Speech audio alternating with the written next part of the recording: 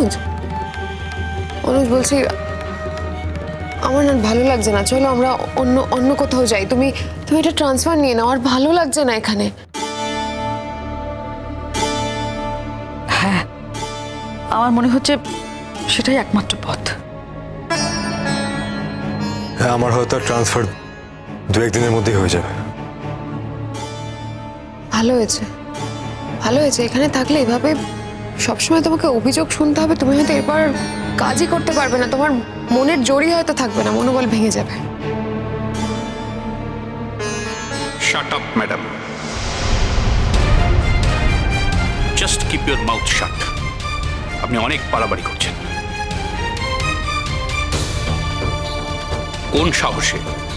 কোন সাহসে এই মেয়েটিকে আপনি নেমন্তন্ন করেছেন এখানে? কেন কেটে গেছেন এখানে আপনি? কোন অধিকারে? আমি জানতে চাইছি কোন অধিকারে আপনি আপনার বিয়েতে এই মেয়েটিকে নেমন্তন্ন করেছিলেন? আপনি জানেন না? আপনি জানেন না যে উনি আপনার স্বামীর প্রথম স্ত্রী? যতই আপনি আসর জুড়ে বসে থাকুন না, আপনার স্বামীর প্রথম স্ত্রী হিসাবে পরিচিত হবে গুড্ডি, একমাত্র গুড্ডি। দাদা, আপনার পারমিশন নিয়ে একটা কাজ করতে চাই। দেখুন দাদা, গুড্ডি নেবে কি নেবে না আমি জানি না, কিন্তু আমি ওর অধিকারটাকে প্রতিষ্ঠিত করতে চাই।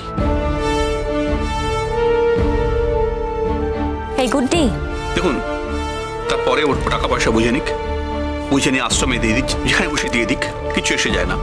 কিন্তু এইভাবে না কাউকে ছেড়ে দেওয়ার কোনো মানে হয় না। আগে গুড্ডি ভালো হয়ে উঠুক, সুস্থ হয়ে উঠুক। মেয়েটা এত দুর্বল ভেতরে ভেতরে। এই কে?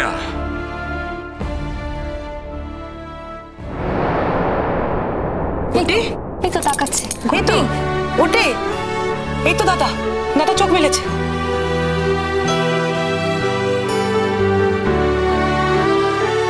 আস্তে ওঠো।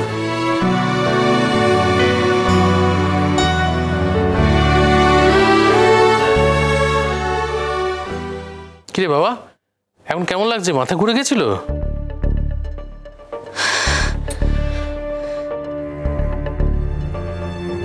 অনেকক্ষণ ধরে মাথাটা ঘুরছিল, তারপরে আর কিছু মনে নেই।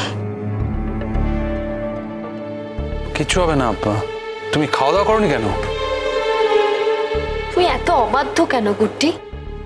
তোকে আমি যতবার বলছি খেয়েছিস কিনা, তুই বলছিস খাওয়া হয়ে গেছে, খাওয়া হয়ে গেছে। তা না হলে আর সিনটা হতো কি করে? একবারে প্রপার টাইমে প্রপার ক্লাইম্যাক্স। সোহাগ, থাক না। তোমার আবার এখন এইসব কথা বলার কি দরকার? থাকবো না? কেন থাকবো না বলো তো? আমার ভালো মানুষ ছোটদা ভাইকে সবার সামনে ভিলেন বানানো হচ্ছে, শিরিনের মতো একটা ভালো মেয়েকে সবার সামনে ভিলেন বানানো হচ্ছে, তারপরে আমি মুখ বন্ধ করে থাকবো? আরে বাবা, একটা মেয়েকে তো এখানেও অপমান করা হচ্ছে, তারপরে আমি কিচ্ছু বলবো না? আর আমি তো একটা কথা বুঝতেই পারছি না, বাইরের লোকের এত ইন্টারফেয়ারেন্স আমাদের ফ্যামিলির ব্যাপারে কেন, আমি বুঝতে পারছি না। হ্যালো হ্যালো ম্যাডাম, এবারে আমি কেস করব, ডোমেস্টিক ভায়োলেন্সের কেস। আপনি ছাড় পাবেন না। গুড্ডিকে আমি কেসটা ফাইল করতে রিকোয়েস্ট করব। আসলে ক্ষমা করে করে এমন করে দিয়েছি, আমার ইমপ্রেশন করে দিয়েছে না, আপনারা সবাই ভেবেছেন ও খুব দুর্বল। তো এটা বুঝতে পারেননি না, উল্টোটা হওয়া দরকার আছে। কি আশ্চর্য স্যার, এটা তো ওদের ভাই বোনের ব্যাপার, আপনি এর মধ্যে ভাবে রিয়াক্ট করছেন কেন?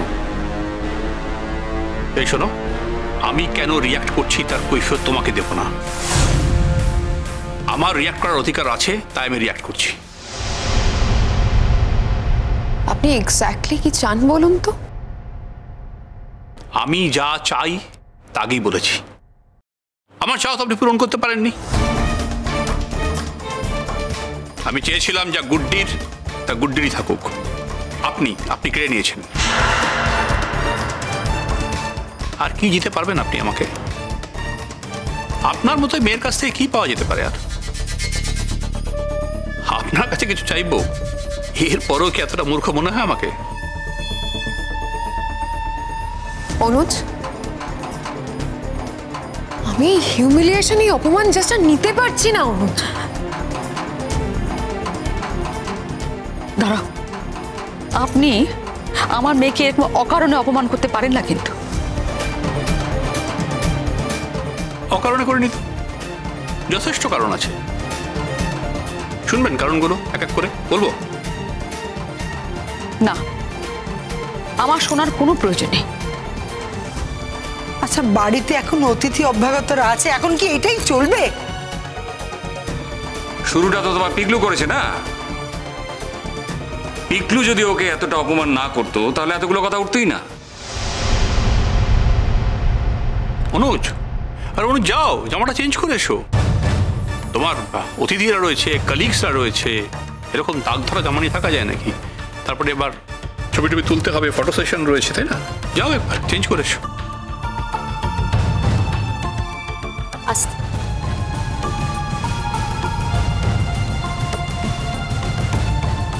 আমি তাহলে এবার আসি শিরিন দিদি। তোর যা ইচ্ছে তুই সেটাই কর। আমি তোর ভালোই করতে চেয়েছিলাম গুড্ডি। তাই নাকি? ও, আপনি গুড্ডির ভালো করতে চেয়েছিলেন?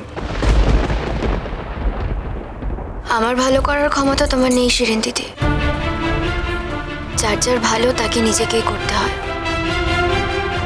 আর সে ভালো করার জন্যই আমি এখন হস্টেলে চলে যাচ্ছি।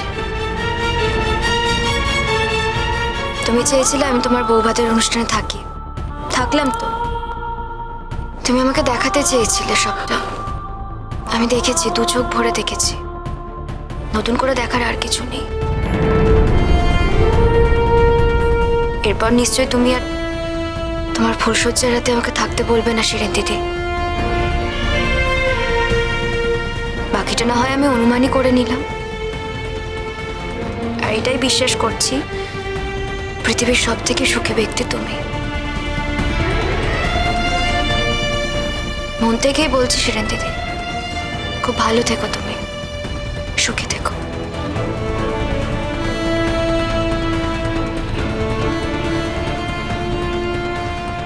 আমি আসছি।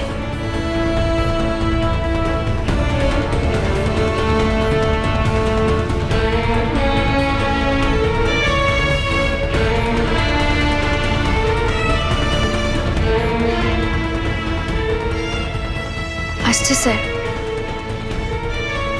জেঠুমনি, আমি আসছি।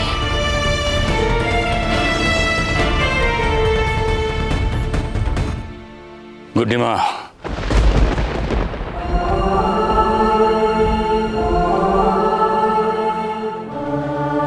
আজ আর তুমি আমাকে আটকেও না জেঠুমনি। আজকে আমি তোমার আর কোনো কথা শুনতে পারবো না।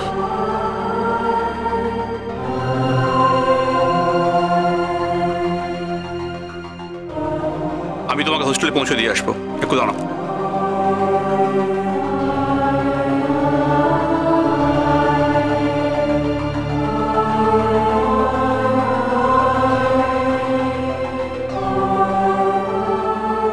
ম্যাডাম, এটা উপহার নিয়ে এসেছি আপনার জন্য, রাখো। আমার আপনার থেকে কোনো উপহার চাই না।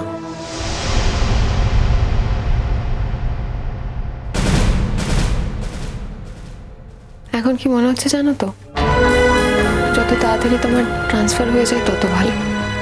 হ্যাঁ, আমারও তাই মনে হয়। এখানে থাকলে না এই কথাগুলো হবেই।